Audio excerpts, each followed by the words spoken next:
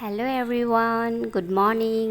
কি খবৰ সকলোৰে? অহা কাইলৈ স্কুল খুলিব 1 তাৰিখ আৰু আজি চুলি কাটি দিওঁ বাবুৰ অলপ।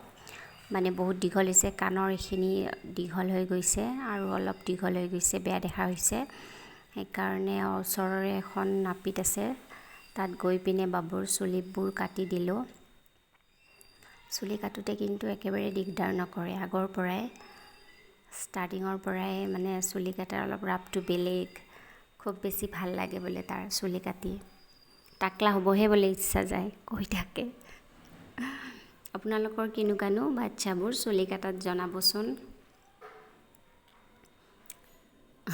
এইটো চাই আছে।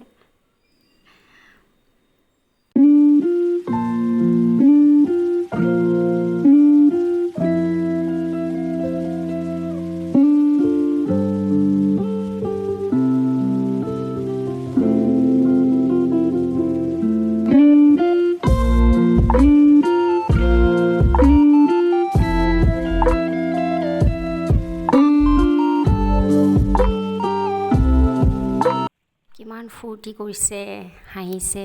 এয়া মাছ ৰাস্তাত লগ পালোঁ, বেপাৰী এটা, এইটোৰ পৰা ল'লোঁ। চকলেটটো থাকিবই, ইহঁতে দোকানত এয়া কিমান ফূৰ্তি কৰিছে, চুলি কাটিছে আৰু ব'বলৈ খুলিবই। এয়া ফূৰ্তি কৰিছে, ইমান আধা ঘণ্টাৰ বেছি গা ধুইছে, মানে ইমান ফূৰ্তি কৰিছে আৰু চুইমিং কৰিছে বোলে। হ'ব নহয়। এয়া চুইমিং কৰা তাৰ হৈ গ'ল আৰু এয়া মই মাছবোৰ বাচিলোঁ, এটাত থৈছোঁ, এটাত পেটুবোৰ পেলাইছোঁ। এয়া হালধি নিমখ দি সানি পিনে ভাজিম আৰু এয়া জিকাৰে মাছৰ সৈতে তেনেকৈ বনাইছোঁ।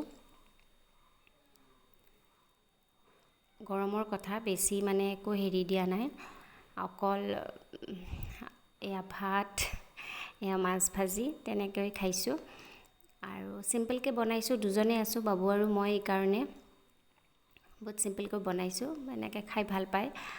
আৰু সৰু মাছৰ কিন্তু মূৰটো নাখায়, জানো কিয় নাজানো, বাবুই কিবা মূৰটো নাখায়, মই খাই দিওঁ আৰু তেনেকুৱা। এয়া কমপ্লেইন কৰি আছে আৰু মা মূৰটো নাখাওঁ, কিন্তু মই অকল এইখিনি খাম, এনেকুৱাকৈ কয় আৰু। এয়া ভগৱানক নমো কৰি এই ভাত সাজ খাবলৈ ওলাইছোঁ, দিনৰ ভাত সাজ। আৰু ভিডিঅ'টো শেষলৈ চোৱাৰ বাবে ধন্যবাদ। এনেকৈ মৰম আদৰ দি থাকিব আৰু আজিলৈ আহিছোঁ, আকৌ এবাৰ লগ পাম আন এটা ভিডিঅ'লৈ। Bye bye.